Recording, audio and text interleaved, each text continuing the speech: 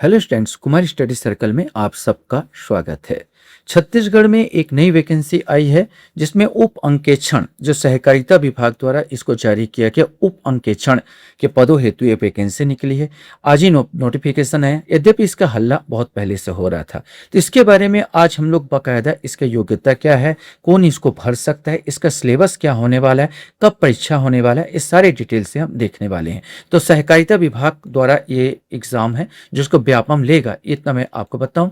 और इसमें जो आपको है ऑनलाइन आवेदन पत्र भरने की जो प्रारंभिक तिथि आज से ही माने 29/4 बुधवार से स्टार्ट है। ये 22/5/2026 तक है।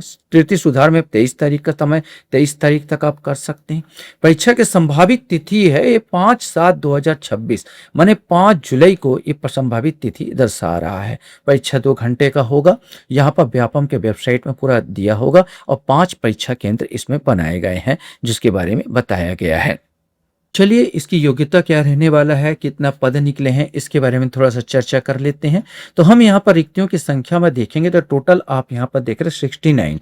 ये 69 पद यहाँ पर टोटल यहाँ पर निकले हैं, जिसमें से अनारक्षित 29 है, अनुसूचित जाति के लिए 8 है, अनुसूचित जनजाति के लिए 22, अन्य पिछड़ा वर्ग के लिए 10 है। और इसमें ही महिलाओं का आरक्षण, हैंडीकैप्स आरक्षण इसके अंतर्गत यहाँ पर आएगा। तो अगर मेन सीधी भर्ती है आयु की बात कर लिया जाए तो यहाँ पर जो आयु है 1 जनवरी 2026 से माना जाएगा। न्यूनतम आयु आपकी 21 वर्ष होनी चाहिए, अधिकतम 30 वर्ष होनी चाहिए और छत्तीसगढ़ के निवासियों के लिए 35 वर्ष दिया है। लेकिन याद रखेंगे, यहां पर साफ है कि छत्तीसगढ़ के स्थानीय निवासियों के लिए अधिकतम 5 वर्ष की छूट दे दी गई सबके लिए। मतलब ये टोटल आयु बोला जाए तो 40 साल होने वाला, 40 साल तक आप दे सकते हैं। अगर आप आरक्षित वर्ग में आते हैं तो 5 साल आपको अतिरिक्त मिल जाएगा, माने आप 45 साल तक इस परीक्षा को दे सकते हैं।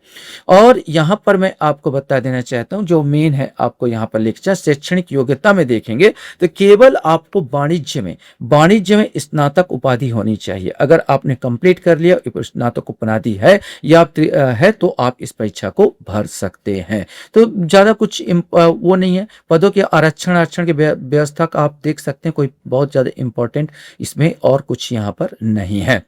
अब यहाँ पर हम लोग को जो देखना है वो देखना है, मेन हमको यहाँ पर देखना है कि इसकी सिलेबस क्या होने वाला। तो चलिए हम लोग देश सिलेबस को भी एक नजर देखते हैं कि इसका सिलेबस क्या है। सिलेबस को 4 भागों में बांटा गया है, हिंदी इंग्लिश दोनों में दिया गया 4 भागों में। तो अपन इसका हिंदी वर्जन को देख लेते हैं जिसमें अधिकांश लोगों को समझ में आ जाएगा। हिंदी में ज़्यादा लोग इसको दिलाते हैं तो इसलिए अपन हिंदी में थोड़ा सा देख लेते हैं। तो यहाँ पर अपन देखते हैं तो इसमें 4 भागों में इसको बांटा गया है। लेखांकन समूह जिसमें 35 प्रश्न होंगे, अंकेक्षण समूह जिसमें 35 प्रश्न होंगे, प्रबंध समूह जिसमें 15 प्रश्न होंगे और अर्थशास्त्र समूह इसमें 15 प्रश्न होंगे। मैंने 4 खंडों में इसके सिलेबस को विभाजित किया। टोटल 100 प्रश्न यहाँ पर होने वाले हैं।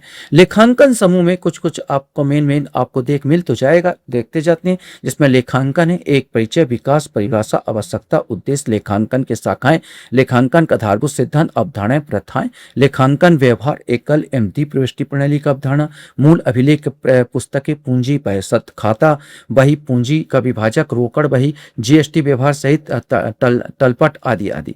खास लेखांकन है, अंतिम खाते हैं, निर्माण खाता, व्यापार खाता, लाभ हानि खाता आदि आदि।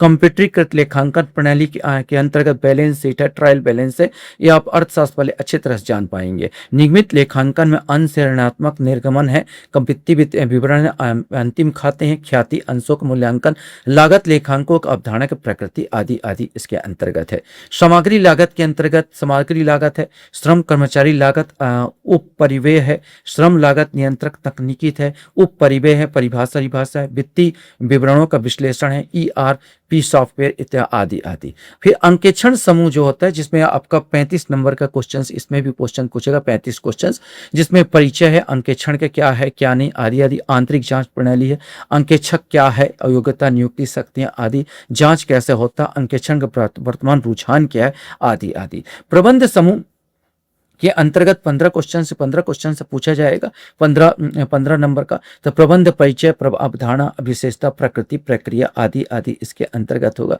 नियोजन क्या होता है, निर्णयन क्या होता है, संगठन क्या होता है, अभिप्रेरण, अभिप्रेरण क्या होता है, इसमें कुछ कुछ सिद्धांत होगा, मैस्लो का, हर्ट्जबर्ग का, मैकग्रेगर का आदि। नेतृत्व क्या है, संप्रेषण क्या है, नियंत्रण क्या है, कंपनी अधिनियम 2013, छोटा सा आपको देख के जाना है। कंपनी परिभाषा क्या है, विशेषता सीमाएं क्या है, कंपनी का सम्मेलन क्या होता है, अंश पूंजी, निर्गमन पूंजी। छत्तीसगढ़ सहकारी सोसाइटी अधिनियम 1960 से संबंधित का रजिस्ट्रीकरण क्या है, सदस्य क्या है, उनका अधिकार, दायित्व आदि आदि कुछ कुछ संबंध है।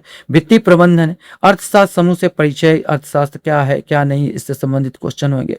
व्यावसायिक अर्थशास्त्र क्या होता है, इससे संबंधित क्या, बाजार की मांग एवं विश्लेषण है, उपभोक्ता व्यवहार की मांग एवं लोच है, बाजार संरचना, फर्म एवं उद्योग का संतुलन है, इसके में मूल्य विभेदीकरण, बाजार संरचना, छत्तीसगढ़ अर्थव्यवस्था, मूल्य नियंत्रण, ये पूछा जाएगा। भारत में बैंकिंग पूछा जाएगा, आरबीआई पे, व्यावसायिक बैंक, नाबार्ड, सहकारी बैंक, कोर बैंकिंग सिस्टम, ये पूरा आपका सिलेबस दिया है। तो कोई घबराने वाली बात नहीं, कोई गणित, मैथ है, रीजनिंग गिजनिंग, हिंदी भाषा जैसे लोग बता रहे थे सिलेबस, ऐसा कुछ भी नहीं है, बिल्कुल आपके कोर्स से संबंधित है। और इसमें कॉम्पिटिशन कम है कि केवल आपका वाणिज्य वाले ही दिला सकते हैं। तो देर किस बात की, फिर जाइए परीक्षा में और इस एक पोस्ट आप निकाल सकते हैं।